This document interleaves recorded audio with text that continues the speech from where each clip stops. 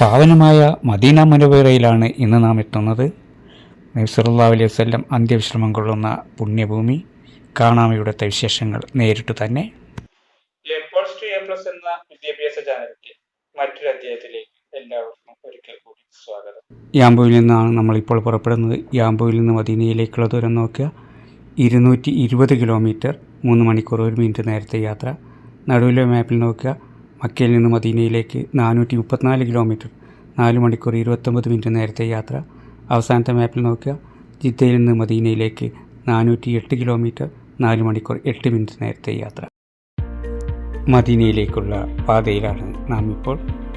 മദീനയിലേക്കുള്ള പാത ഇങ്ങനെയാണ്, കുന്നും മലകളും നിറഞ്ഞതാണ്. മദീന നഗരി അടുത്തുകൊണ്ടിരിക്കുകയാണ്. ഇതാ നമ്മൾ മദീനയിൽ എത്തിക്കഴിഞ്ഞു. മദീനയിൽ നിന്ന് നമുക്ക് ഏതാനും നിമിഷങ്ങൾക്കകം നബി സല്ലല്ലാഹു അലൈഹി വസല്ലം അന്ത്യവിശ്രമം കൊള്ളുന്ന മദീന മുനവ്വറയിൽ എത്തിച്ചേരാം. അതുപോലെ മരുമകൻ ഷിംനുവിൻ്റെ കൂടെ ഞാൻ, ഭാര്യ, മക്കൾ ഇർഫാൻ, ഫർഹാൻ, മോള്, മകൻ്റെ ഭാര്യ, മോളുടെ മക്കൾ എന്നിവരാണുള്ളത്. മസ്ജിദുൽ ഹറമൈനി ഷരീഫൈനികളിലൊന്നായ മദീന മുനവ്വറയിലാണ് നാം ഇപ്പോൾ എത്തിയിരിക്കുന്നത്. അതിൻ്റെ അങ്കണമാണ് നാം ഇവിടെ കാണുന്നത്. ഇവിടെ റൗള ഷരീഫിലിരുന്ന് പ്രാർത്ഥിക്കുക, നബിയുടെ ഖബറിടം സന്ദർശിക്കുക എന്നിവ ഏതൊരു വിശ്വാസിയുടെയും അഭിലാഷമാണ്. വലിയ തിരക്കാണ് ഇവിടെ ഇതിനുവേണ്ടി അനുഭവപ്പെടുന്നത്. പ്രത്യേകിച്ച് ഇന്നൊരു വെള്ളിയാഴ്ച കൂടിയാണ്. നമ്മളിവിടെ കാണുന്ന ഈ തൂണുകളിലൊക്കെ ഉയർന്നു നിൽക്കുന്നത് കുടകളാണ്. നല്ല വീതിയും വലിപ്പവുമുള്ള കുടകൾ. ഇവിടെ എത്തുന്ന ജനങ്ങൾക്ക് തണലേകാൻ വേണ്ടിയാണ് ഇവ സ്ഥാപിക്കപ്പെട്ടിരിക്കുന്നത്. കുറച്ചു നേരം കഴിയുമ്പോൾ ഇവയൊക്കെ വിടരുകയായി. മദീനയിലെ കടുത്ത ചൂടിൽ നിന്ന് ഒരു കുടയിൽ തന്നെ അനേകം പേർക്ക് രക്ഷ നേടാൻ കഴിയുന്ന രീതിയിലാണ് ഇവ സ്ഥാപിക്കപ്പെട്ടിരിക്കുന്നത്. കൂടാതെ ഓരോ കുടയ്ക്ക് കീഴെയും തണുത്ത വെള്ളം സ്പ്രേ ചെയ്തുകൊണ്ടിരിക്കുകയും ചെയ്യുന്നു. നബി സല്ലല്ലാഹു അലൈഹി വസല്ലം പൂജാതനായത് മക്ക മുക്കറമിലാണെങ്കിലും അന്ത്യവിശ്രമം കൊള്ളുന്നത് മദീന മുനവ്വറയിലാണ്. ഇതായുടെ ജുമയുടെ സമയമായിക്കൊണ്ടിരിക്കുകയാണ്. ഇവിടെയുള്ള കുടകളെല്ലാം വിടർന്നു നിൽക്കുന്നതായി കാണാം. എല്ലാവർക്കും തണലേകിക്കൊണ്ട് കുടകൾ വിടർന്നു കഴിഞ്ഞു. പള്ളിയുടെ ഉള്ളിലേക്ക് നമുക്ക് പ്രവേശിക്കാനായില്ലെങ്കിലും ഇവിടെ ഈ കുടയ്ക്ക് കീഴിൽ നല്ല തണുപ്പുണ്ട്. ബാങ്കനാഥം കൊണ്ടിതാ അന്തരീക്ഷം ഭക്തി നിർഭരമാവുകയായി.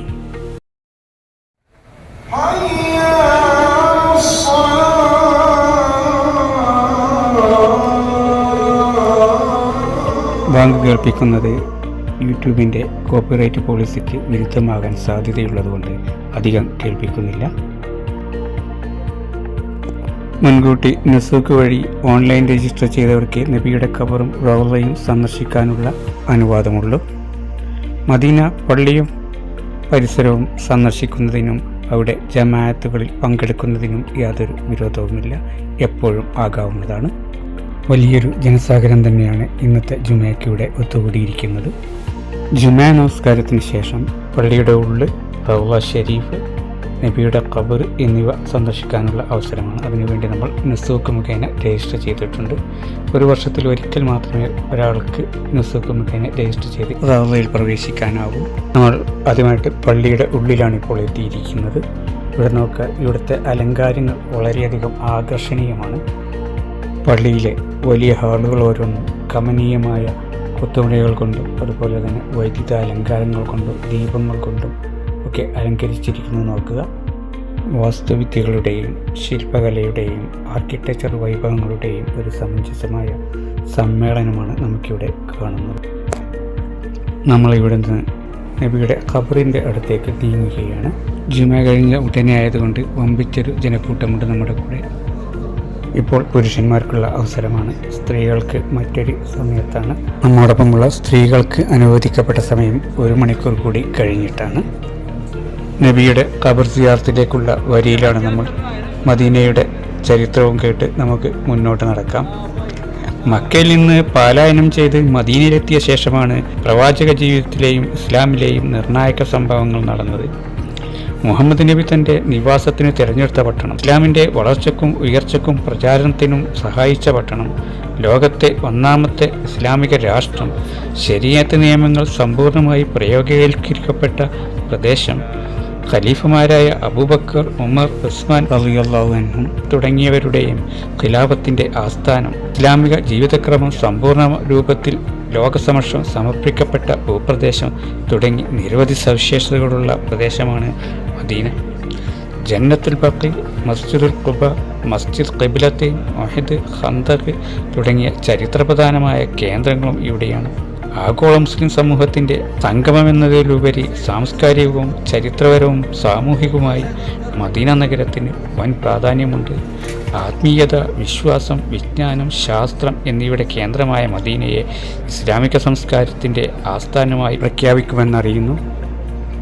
നമ്മളിത് നബിയുടെ ഖബറിൻ്റെ അടുത്ത് എത്താറായിരിക്കുന്നു. കർശനമായ നിയന്ത്രണങ്ങളാണ് ഇവിടെ പാലിച്ചു പോരുന്നത്. അനാചാരപരവും അനഭിലഷണീയമായ പ്രാർത്ഥനകൾ, കർമ്മങ്ങൾ, ആരാധനകൾ എന്നിവ ഇവിടെ വളരെയധികം കർശനമായി നിയന്ത്രിച്ചിരിക്കുകയാണ്. വേഗം അവിടെ നിന്ന് മുന്നോട്ട് നീങ്ങേണ്ടതുണ്ട്. അതിനുവേണ്ടിയുള്ള കർശന നിർദ്ദേശങ്ങളാണ് ഇവിടെ വളണ്ടിയേഴ്സ് നൽകിക്കൊണ്ടിരിക്കുന്നത്. ഈ കവാടത്തിന് നേരെയാണ് നബിയുടെ ഖബർ സ്ഥിതി ചെയ്യുന്നത്. സലാം പറഞ്ഞ് പിരിയുക, അതുമാത്രമേ ഇവിടെ അനുവദനീയമായുള്ളൂ.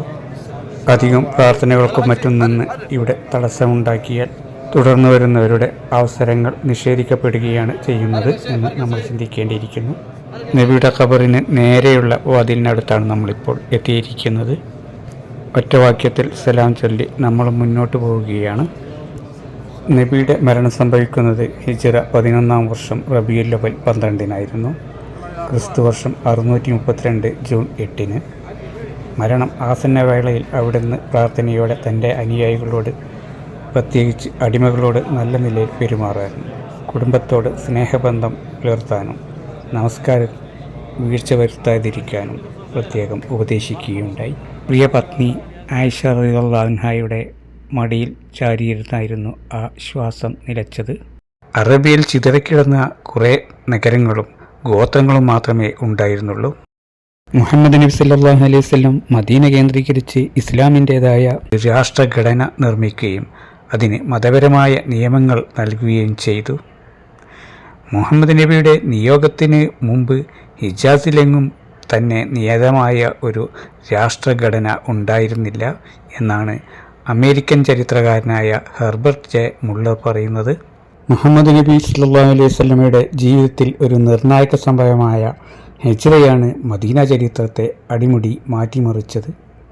മക്കയിൽ നിന്നും 1-ാം ഖലീഫയായ അബൂബക്കർ സിദ്ദീഖ് റളിയല്ലാഹു അൻഹുവിനോട് കൂടി മദീനയിലെ ഖുബയിലെത്തിയ മുഹമ്മദ് നബിയെ സ്ത്രീകളും കുട്ടികളും ഉൾപ്പെടെ ജനങ്ങൾ ആഹ്ലാദാരവത്തോടെയാണ് സ്വീകരിച്ചത്.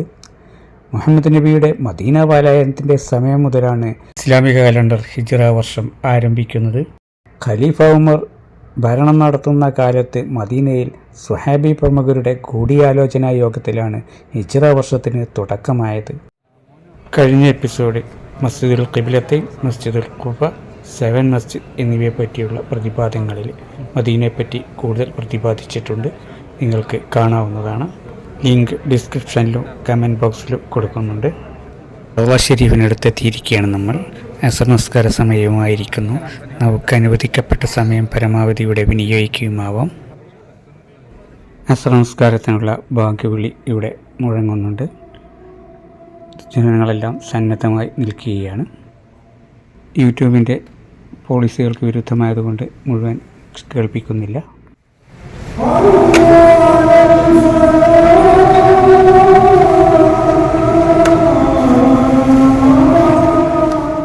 മദീനയിലെ പ്രവാചക പള്ളിയിലുള്ള മുഹമ്മദ് നബി സല്ലല്ലാഹു അലൈഹി വസല്ലമയുടെ പാദസ്പർശമേറ്റ പുണ്യഭൂമിയായി കണക്കാക്കപ്പെടുന്ന സ്ഥലമാണ് റൗള ഷരീഫ്.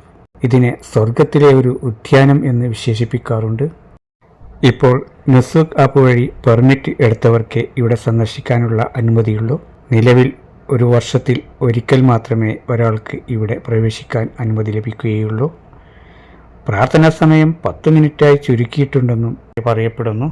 പ്രവാചകൻ മുഹമ്മദ് നബി സല്ലല്ലാഹു അലൈഹി വസല്ലമയുടെ വീടിനും മിമ്പറിനും ഇടയിലുള്ള ഭാഗമാണ് സ്വർഗത്തിലെ ഉദ്യാനമെന്ന് പ്രവാചകൻ വിശേഷിപ്പിച്ച റൗള ഷരീഫ്. ഭൂമിയിലെ ഏറ്റവും പുണ്യകരമായ സ്ഥലമായി ഇതിനെ മുസ്ലിങ്ങൾ പരിഗണിക്കുന്നു. റൗള ഷെരീഫിൻ്റെ ഉള്ളിലേക്കാണ് നമ്മളിപ്പോൾ പ്രവേശിച്ചുകൊണ്ടിരിക്കുന്നത്. അസംസ്കാരം ജമാഅത്തായി ഇവിടെ നിന്ന് നിർവഹിക്കാം. ഭക്തസാന്ദ്രവും ആത്മനിർവൃത്തിയുടെ കേന്ദ്രവുമാണ് ഇവിടെ. വളരെയധികം കൊത്തുപണികളും അലങ്കാരങ്ങൾ കൊണ്ട് അലങ്കൃതമാണ് റൗള ഷെരീഫും. മസ്ജിദ് നബവിയിൽ പല കാലങ്ങളിലായി പല പുനർനിർമ്മാണ പ്രക്രിയകൾ നടന്നിരുന്നുവെങ്കിലും റൗള ഷെരീഫിൻ്റെ സ്ഥാനത്തിന് യാതൊരു വ്യതിയാനവും വരാതെയായിരുന്നു ആ പ്രവർത്തനങ്ങളെല്ലാം നടന്നത്. റൗള ഷെരീഫിലെത്തി ജമാഅത്തിൽ പങ്കെടുത്ത് നമസ്കരിക്കുകയും പ്രാർത്ഥിക്കുകയും ചെയ്യുക എന്നുള്ളത് ഏതൊരു വിശ്വാസിയുടെയും അഭിലാഷമാണ്. ഭൂമിയിലൊരു സ്വർഗത്തോപ്പുണ്ട്, അത് മദീന ഷെരീഫിലാണ്. അള്ളാഹുവിൻ്റെ പ്രിയപ്പെട്ട ഹബീബ് അന്ത്യവിശ്രമം കൊള്ളുന്ന പുണ്യസ്ഥാനവും പരിസരവുമാണത്. നബി സല്ലല്ലാഹു അലൈഹി വസല്ലമയുടെ വാക്കുകളാണിവ. റൗള ഷെരീഫിൽ നമുക്ക് അനുവദിക്കപ്പെട്ട സമയം കഴിഞ്ഞിരിക്കുകയാണ്. അസംസ്കാരാനന്തരം നമ്മൾ പുറത്തേക്ക് ഇറങ്ങുകയായി. സായാഹ്നമായതോടെ ഇവിടുത്തെ കുടകളൊക്കെ ഓടിത്തുടങ്ങിയിരിക്കുന്നു. ഷിംനുവും മക്കൾ രണ്ടുപേരും ഇവിടെ കാത്തിരിപ്പുണ്ട്. ഭാര്യ, മോള്, മരുമകൾ എന്നിവരുടെ ഊഴം ആവുന്നതേ ഉണ്ടാവുള്ളൂ. അവരുടെ സന്ദർശനവും കൂടി കഴിഞ്ഞാൽ ഞങ്ങൾ മദീനയോട് യാത്ര പറയുകയാണ്.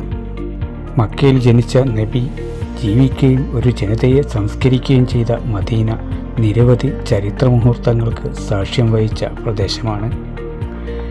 മക്കയിൽ നിന്ന് മുഹമ്മദ് നബി മദീനയിലേക്ക് പലായനം ചെയ്തതാണ് മദീന ചരിത്രത്തിൻ്റെ സുപ്രധാന അധ്യായമായി ഇന്നും നിലനിൽക്കുന്നത്. മദീന മുനവറയുടെ സ്മരണകളും പേറി ഞങ്ങൾ യാത്രയാവുകയാണ്. പുതിയ അനുഭവങ്ങളും വിശേഷങ്ങളുമായി മറ്റൊരു എപ്പിസോഡിൽ വീണ്ടും കാണാമെന്ന പ്രതീക്ഷയോടെ ഇപ്പോൾ വിട. നന്ദി.